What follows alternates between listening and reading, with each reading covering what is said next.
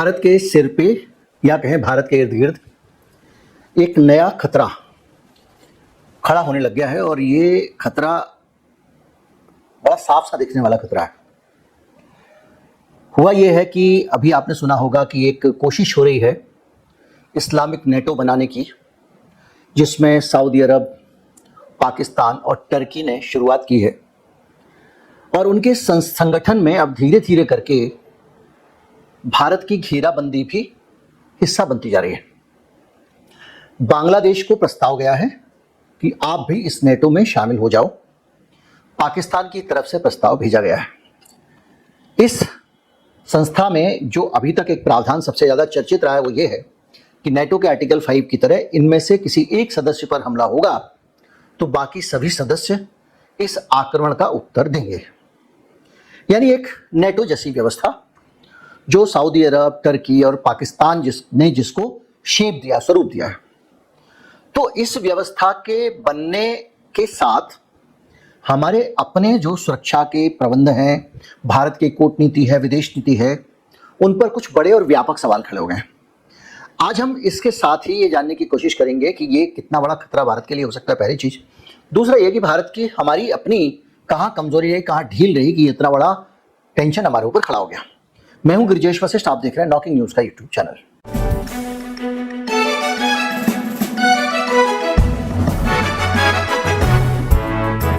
बांग्लादेश 1971 में जब बना तब से लगातार पाकिस्तान और बांग्लादेश के बीच में कोई बहुत अच्छे रिश्ते नहीं थे। दोनों के बीच में कोई कॉपरेशन नहीं था और बांग्लादेश का ज्यादातर झुकाव भारत की ओर रहता था और भारत की ओर झुकाव रहने के कारण वो चीन से भी एक अपनी दूरी बना के रखता था और वो भारत पे विश्वास करता था और उसको लगता था कि भारत के साथ रह के हम सुखी हैं, खुश हैं और हमको अब ज्यादा किसी के साथ में रायते में जरूरत नहीं है। ये सिलसिला चला आ रहा था। इस बीच में बांग्लादेश के अंदर शेख हसीना की कुर्सी के खिलाफ एक माहौल बनने लगता है। एक स्टूडेंट्स का एक मूवमेंट खड़ा होता है, वो शेख हसीना के खिलाफ बगावत करता है। भारत ने इस पूरे घटनाक्रम के बीच में सबसे पहले तो हमारा डोभाल साहब का इंटेलिजेंस फेलियर कि ये लोग ताड़ नहीं पाए, पता नहीं लगा पाए, अनुमान नहीं लगा पाए कि इतनी बड़ी दिक्कत हमारे बगल में खड़ी हो गई है या खड़ी हो रही है या अंदर से कुछ चल रहा है। दूसरा, जब ये हो गया, इसको होने के बाद जो पहली प्रतिक्रिया थी वो भारत में सत्ताधारी पार्टियों के जो समर्थक थे उन्होंने भर के बांग्लादेश के खिलाफ नैरेटिव चलाया। उनका अपना एक कम्युनल पॉलिटिक्स को उनकी सूट करता था, लेकिन उसके चक्कर में उन्होंने बांग्लादेश को दुश्मन बना लिया और उस पर हमला करते चले गए। शेख हसीना को आपने शरण दी, ठीक है, लेकिन उनका इंटरनल मामला था, पर शेख हसीना को आपने शरण दी, वो आज भी आपके यहाँ पे है। इस कारण जो शेख हसीना के खिलाफ रिजीम था वो आपके खिलाफ खड़ा हो गया। अब एक तरफ आप वहां के लोगों के खिलाफ एक नफरत का वातावरण बनाते हो। 100 पोस्ट वायरल हुई होंगी उस दौरान, तो उसमें से 20 मुश्किल से 15 सही रही होंगी, बाकी सारी फेक नैरेटिव को फैलाया गया बांग्लादेश के खिलाफ। एक रेस्टोरेंट था, उसमें आग लग गई, बोला मंदिर जला दिया। ये करके भारत में जो आईटी सेल है वो भारत में हिंदुओं को कह रहा था कि देखो, और वो सारे के सारे लगे हुए थे। पर इससे नुकसान ये हुआ कि बांग्लादेश ने विकल्प ढूंढने शुरू कर दिया। जिस भारत के भरोसे वो हमेशा रहता था, विकल्प ढूंढने शुरू कर दिया। अगर वहां करहा रहा था, दर्द था, तकलीफ थी, शेख हसीना को पहले तो शरण देना अपने आप में उनके इंटरनल जो पॉलिटिक्स हो रही है उसमें एक पक्ष के साथ खड़ा हो जाना हो गया। ऊपर से हमने लगातार उनके ऊपर हमले किए। हमारा मीडिया हमेशा उनके खिलाफ रहा और उनके जो एडवाइजर बनाए थे उनके भी खिलाफ एक नैरेटिव बनाता रहा। इसका असर यह हुआ कि उन्होंने बहुत सारी जगहों पर अप्रोच करना शुरू कर दिया। चीन के साथ में उनके बहुत सारे संबंध अच्छे बने, लेकिन आज हम चूंकि विषय दूसरा है, पाकिस्तान वाला है, तो पाकिस्तान के साथ भी 15 साल बाद द्विपक्षीय वार्ता शुरू होती है बांग्लादेश की। दोनों देश के विदेश सचिवों की बैठक हुई। 15 साल में ऐसा कभी नहीं हुआ था। पाकिस्तान के उप प्रधानमंत्री और विदेश मंत्री इशाक डार ने बांग्लादेश का दौरा किया। 1 दशक से ज्यादा समय से कोई पाकिस्तानी बांग्लादेश की यात्रा करने नहीं गया था और इसके बाद से लगातार दोनों के बीच में टेलीफोन और दूसरी बातचीत जारी है। आप इसको डिप्लोमेसी के टर्म में समझिए। बार बार लगातार बातचीत होने का मतलब यह है कि एक दूसरे के मुद्दों को लोग समझ रहे हैं, एक दूसरे को कन्वे कर रहे हैं। इसके साथ में जो उनके सैन्य प्रतिनिधिमंडल थे, जो उनकी आर्मी के लोग थे, उन्होंने भी आपस में बात की और एक उच्च स्तरीय बातचीत शुरू हुई और पाकिस्तान की आईएसआई और सैन्य अधिकारियों के बीच में दोनों द्विपक्षीय सुरक्षा के नाम पे बातचीत शुरू हो गई। यानी कि हमारे पश्चिम में पाकिस्तान, पूरब में बांग्लादेश। बांग्लादेश पाकिस्तान को दो हिस्सों में, हमको दोनों तरफ से घेर के इन अंग्रेजों ने बनाया इसलिए था कि हम भी फिलिस्तीन की तरह अंदर फंस जाएं, दोनों तरफ से हमको पाकिस्तान घेर ले। उस वक्त की लीडरशिप स्ट्रांग थी, उसने उसको तोड़ दिया, अलग अलग कर दिया। और सिर्फ दो अलग देश नहीं बनाए, दोनों अलग देशों के बीच के संबंधों को भी अलग अलग रख दिया। अब क्या हो रहा है कि ये संबंध दोनों देशों के बढ़ रहे हैं, दोनों एक दूसरे के टच में आ रहे हैं। और जब टच में आने के साथ साथ जब आप खुफिया चीजों की भी जानकारी एक दूसरे को देंगे तो ये भारत के लिए ज्यादा खतरनाक चीज हो जाती है, क्योंकि आईएसआई का दखल, अभी तक आपके पश्चिम में आईएसआई था, अब आईएसआई आपके पूरब में भी आ गया, यानी दोनों तरफ से आईएसआई आ जाता है। मैं बहुत सारे सिलीगुड़ी कॉरिडोर, चिकन नेक वगैरह की बात नहीं करूंगा, लेकिन उसके हिसाब से भी थोड़ी सी चीजें चिंतित करने वाली हैं। इसके साथ साथ बहुत सारे सैन्य हार्डवेयर यानी हथियारों को खरीदने का भी नए सिरे से बांग्लादेश और पाकिस्तान के बीच में रिश्ता बनना शुरू हुआ है। इसके साथ साथ वो लोग सीधी समुद्री सेवा शुरू कर रहे हैं, यानी पाकिस्तान से जहाज जाएंगे बांग्लादेश, बांग्लादेश से जहाज जाएंगे पाकिस्तान, यानी सामान की भी आमदरफ्त होगी। व्यापार भी उनके बीच में बढ़ गया है, $865 तक, $1 बिलियन तक उनका व्यापार पहुंच गया है। दोनों देशों ने वीजा मुक्त प्रवेश की अनुमति दे दी है, बगैर वीजा के बांग्लादेश वाला जा सकता है पाकिस्तान और पाकिस्तान वाला जा सकता है बांग्लादेश। तो सहमति हो गई है, ये कब लागू होगा पता नहीं। सीधी उड़ानों को भी एक दूसरे के बीच में फिर से शुरू किया जा रहा है, यानी एक तरह से देखा जाए तो एक स्ट्रांग बॉन्डिंग दोनों के बीच में हुई। हम यहां बैठे रह गए, हमारे इस तरफ और इस तरफ वाले दोनों लोग हमसे मिल गए और हम यहां पर बैठकर धर्म के आधार पर जिस तरह का नैरेटिव हमारे देश में फैलाया जाता है उसके जरिए हम इन दोनों को और एक कर रहे हैं। पाकिस्तान के प्रति नफरत हमारे मीडिया की जगजाहिर है, कंगाल हैं, भूखे मर रहे हैं, चीनी हो गई ₹100 किलो, ये चिल्लाएंगे। अरे भाई, उनकी चीनी ₹100, उनका ₹1 में उनके 3 आते हैं, ₹3 आते हैं, तो उनके यहाँ जो ₹101 चीनी होगी, ₹105 चीनी होगी, हमारे यहाँ ₹35 हो गई हो, लेकिन ये नहीं बताएंगे। कुल मिलाकर एक ऐसा माहौल बनाना, और उस सब के साथ में हुआ ये कि बिला वजह हमारे संबंध खराब होते चले गए। इस बीच में हमारे साथ में जो हुआ वो हुआ पहलगाम, और पहलगाम में बड़ी ड्रामेटिक तरीके से पाकिस्तान के आतंकवादी भारत की हिंदू मुसलमान की संवेदनाओं को दिमाग में रखते हुए धर्म पूछ पूछ के लोगों को मारते हैं। उनका लक्ष्य एकदम स्पष्ट है कि हिंदुओं के अंदर गुस्सा भरे इसको लेकर। इसका लाभ किसको मिलना है ये आप अपना हिसाब लगाते रहिए। लेकिन इस घटना के बाद भी भारत को जो करना चाहिए था वो ये था कि हमको उस पूरे मामले में मुकदमा चलाते, दुनिया के सामने ले जाके प्रमाण रखते कि पाकिस्तान ने ऐसे किया वैसे किया। पाकिस्तान को आप दे देते डोजियर, वो कह रहा है दो डोजियर तो दे दो, क्या फर्क पड़ता है। लेकिन उसकी जगह हमने कहा कि ना, हम तो मिलिट्री पावर से सबक सिखाएंगे, और हमने किया ऑपरेशन सिंदूर। उस ऑपरेशन सिंदूर के बाद से भारत की विदेश नीति और एक्सपोज होती चली गई। एक्सपोज मतलब हमारी सरकार की विदेश नीति की कमजोरियां सामने आने लग गई।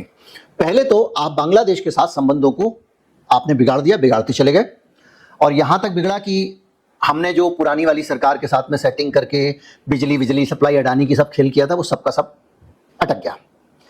अब विदेश नीति में भी हमने लूज कर दिया। एक ऐसा पड़ोसी जो बहुत क्रूशियल पॉइंट पे बैठा हुआ है, जो चीन के पास भी जा सकता है तो हमको नुकसान, और पाकिस्तान के साथ उसने संबंध बढ़ा लिया तब भी हमको नुकसान। हमारा पुराना दोस्त जिसका जन्म हमारे कारण हुआ वो हमसे दूर जाता चला गया। अब आपने जब ऑपरेशन सिंदूर किया उसके बाद में आपने पूरी दुनिया में देखा कि पाकिस्तान ने किस तेजी से अपने आप को मजबूत किया। आप बांग्लादेश को अगर एक तरफ रख के थोड़ी देर चलें तो आप ये सोचिए कि पाकिस्तान ने अपनी पावर कितनी कमा ली, हमारे दोनों तरफ उसके दोस्त हो गए, इधर भी उधर भी।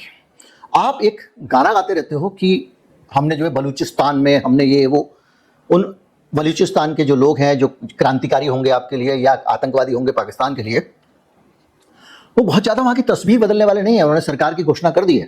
तो एक लंबा संघर्ष है जो आपको बहुत कुछ पे करने वाला नहीं है, और उस संघर्ष को आप जितना सपोर्ट करते हो ईरान आपसे दूर जाता है, क्योंकि बलूच विद्रोही अगर पाकिस्तान के अंदर है तो ईरान के अंदर भी है। और ईरान में उनके स्ट्रांग होने का मतलब यह कि आप जो चाबहार पोर्ट आपका एक कभी होता था, मुझे नहीं लगता कि दोबारा वो स्थितियां लौटेंगी, उस चाबहार पोर्ट के लिए भी आपको बलूच खतरा हो सकते हैं। पर उनको आप एलानिया, कभी तो लाल किले से भाषण से बोल देते हैं आप उनके समर्थन में।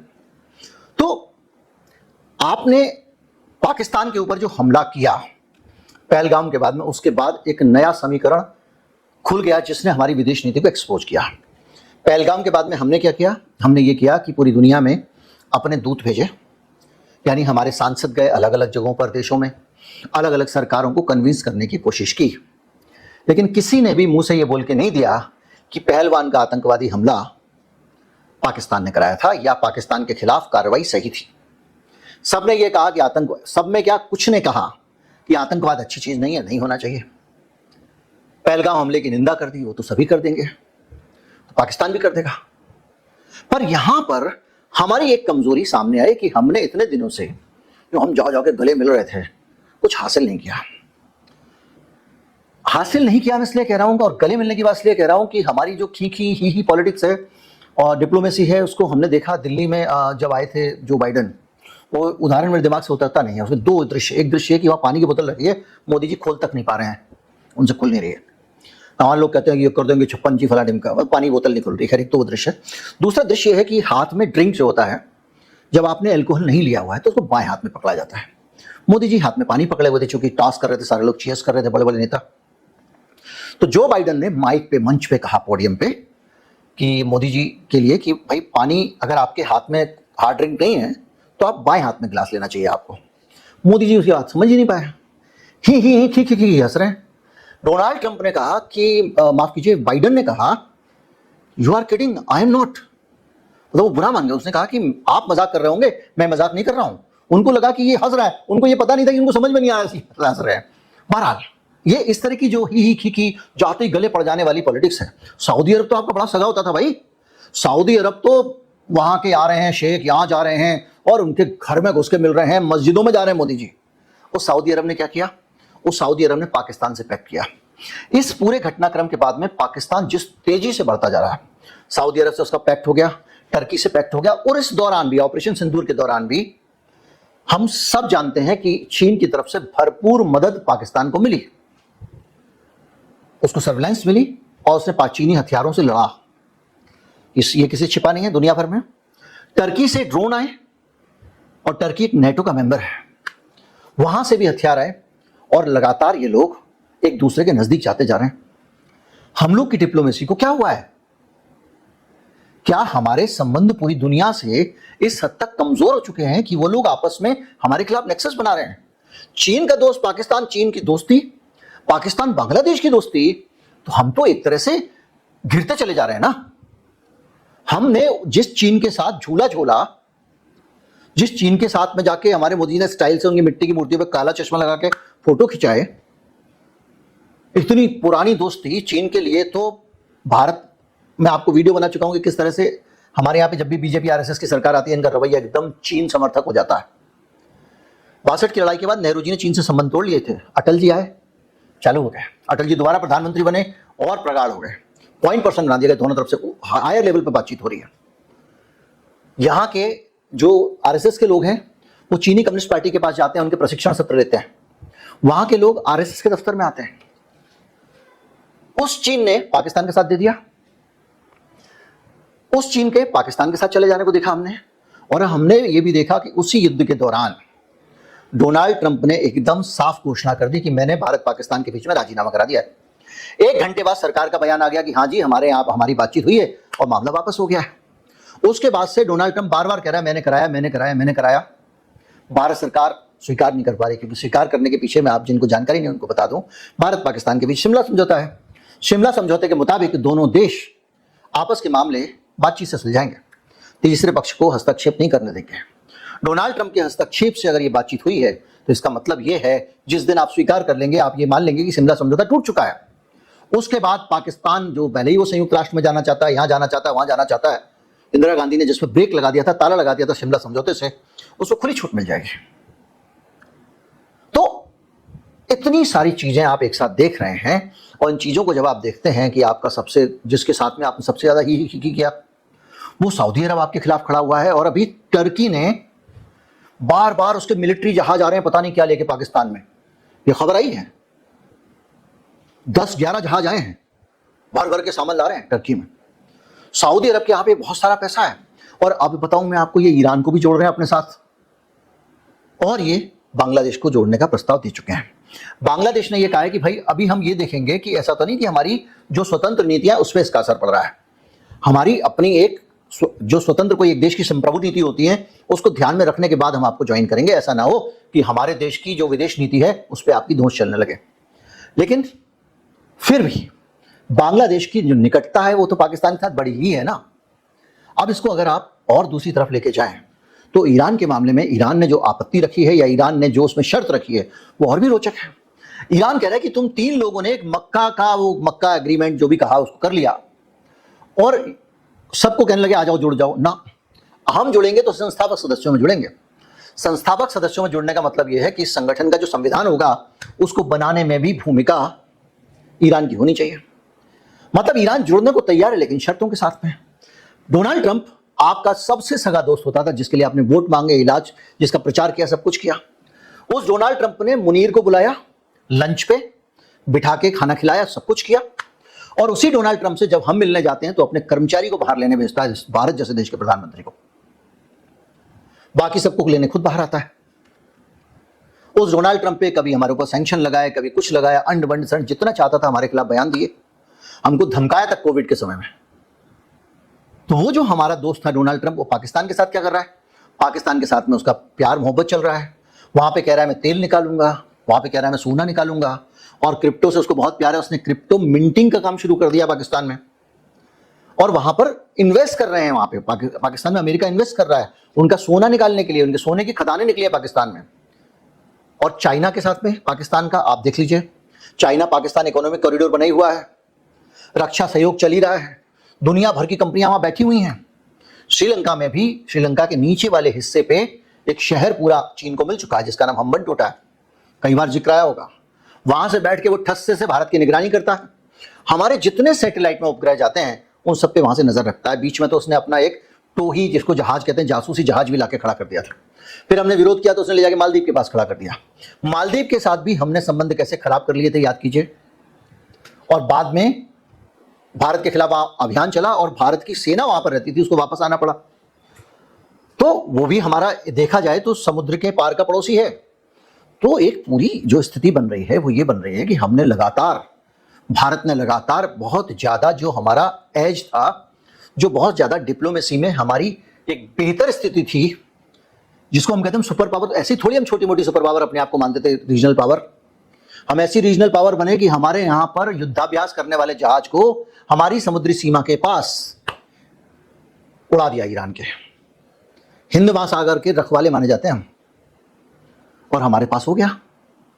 तो कुल मिला के अब जब सिचुएशन आ रही है, अब बांग्लादेश में भी पाकिस्तान घुस रहा है और बांग्लादेश उस नेटो का हिस्सा बन जाता है, तो आप सोचिए कितनी खतरनाक और कॉम्प्लिकेटेड सिचुएशन होगी। जहाज आ रहे हैं, विमान आ रहे हैं, उधर चीन के साथ समझौता हो गया है, चीन उसके कुछ इलाकों को डेवलप कर रहा है। एक ऐसी तस्वीर बन रही है जिसमें हम कहीं नहीं दिख रहे हैं। हमने कहीं कुछ ऐसा कर लिया हो, कुछ दोस्त हासिल कर लिए हो, कोई प्रेशर ग्रुप हासिल कर लिया, ऐसा कहीं नहीं दिख रहा है। हमारा एक रूस था, उसको भी हमने दूर कर दिया, वो कई बार पाकिस्तान के पास जाने लगा। हमारे पास केवल एक रिश्ता बचता है जो बनवाया एप्स्टीन ने, वो नेतन्याहू का रिश्ता है। बाकी कोई भी रिश्ता दिखाई नहीं था। नेतन्याहू खुद परेशान है, मेरे बेटे को मार देंगे, ये कर देंगे। उसके जमीन के चप्पे चप्पे पे ईरान मिसाइल मार चुका है। वो क्या करता है, वो हमारे यहां से हथियार बनवाता है, उनका दुरुपयोग करता है। उसने हमको और मुसीबत में डाल रखा है। बहरहाल ये जो बांग्लादेश का घटनाक्रम है, ये घटनाक्रम भारत के लिए खतरे की घंटी है। अगर बांग्लादेश भी उनके साथ शामिल हो जाता है, मक्का अकॉर्ड वालों के साथ में, और ईरान भी हो जाता है, जैसे कि सुबुगाड़ चल रही है। और आप सोचिए इस पूरी के बीच में, जिसको आप भिखमंगा कहते हो, भुक्खड़ देश कहते हो, बेकार कहते हो, सैनिक तानाशाही, जो भी कहना है, वो आपके खिलाफ लगातार एक नेटवर्किंग कर रहा है और कामयाब हो रहा है। टर्की को जोड़ लिया अपने साथ, चीन को जोड़ा उसने अपने साथ, सऊदी अरब को जोड़ा उसने अपने साथ, ईरान को जोड़ रहा है अपने साथ में। क्योंकि ईरान की बातचीत में अगर वो मध्यस्थ है तो ये उसकी बड़ी भूमिका है। बांग्लादेश को जोड़ चुका है, यानी वो एक ऐसा देश जिसकी अर्थव्यवस्था खराब है, सब कुछ खराब है, जिसको आप कहते हो हमने मटिया मेट कर दिया, हमारे चैनल कहते हैं उसके कराची में कब्जा कर लिया, ये कर लिया, वो कर लिया। वो देश लगातार अपनी स्थिति मजबूत कर रहा है, भारत की धीरे धीरे धीरे करके घेराबंदी कर रहा है। और हमारे यहाँ पर सोशल मीडिया पे, होर्डिंग पे, यहाँ वहाँ, जहाँ तहाँ, मत पूछो कहाँ कहाँ फोटो लगी होती है। उस फोटो की सब लोग तारीफ कर रहे होते हैं, बढ़िया बढ़िया पोज में, बढ़िया बढ़िया कपड़ों में। यही डिप्लोमेसी है। गले मिलते हुए आपको बहुत वैरायटी ऑफ फोटोग्राफ्स मिलेंगे, मार्क जुकरबर्ग से लेकर बिल क्लिंटन से लेकर बिल गेट्स से लेकर हर जगह तक। मेलोडी का फोटो भी मिलेगा। लेकिन इन सारी डिप्लोमेसी का कहीं पे कोई लाभ दिखाई नहीं दे रहा है। उम्मीद करता हूं वीडियो आपको अच्छा लगा होगा। अच्छा लगा हो तो ज्यादा से ज्यादा लोगों तक पहुंचा, चैनल को सब्सक्राइब कर लें। नमस्कार, जय हिंद।